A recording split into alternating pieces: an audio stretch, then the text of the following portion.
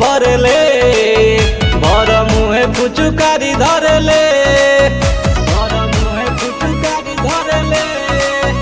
चौथे फागुन में पजे भरले भर मुहे पुचुकारी धरले हमसे इतना प्यार करले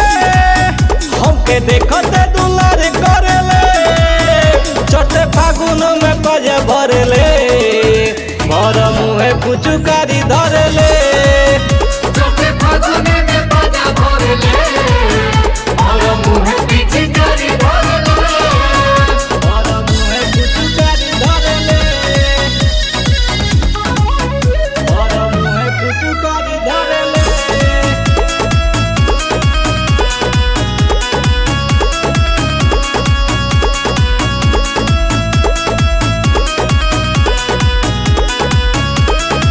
ढाकल चीज होइया वो खुदे देखावे चोली के नीचे खूब रंग मलावे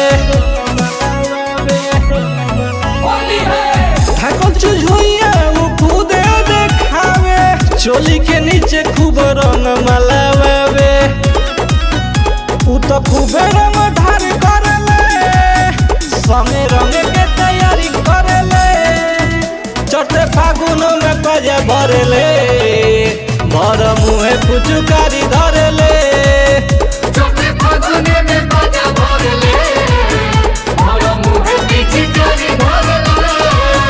भर मुहे पुचुकारी धरले भर मुहे पुचुकारी धरले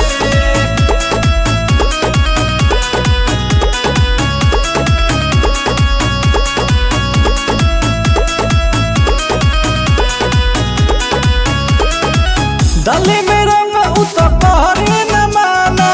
ढोड़ी के नीचे हम रंगनी खजाना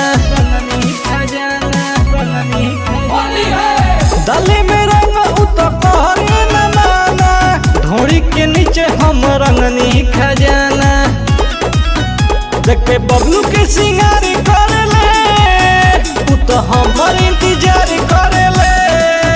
चौथे फागुन में पजे भरले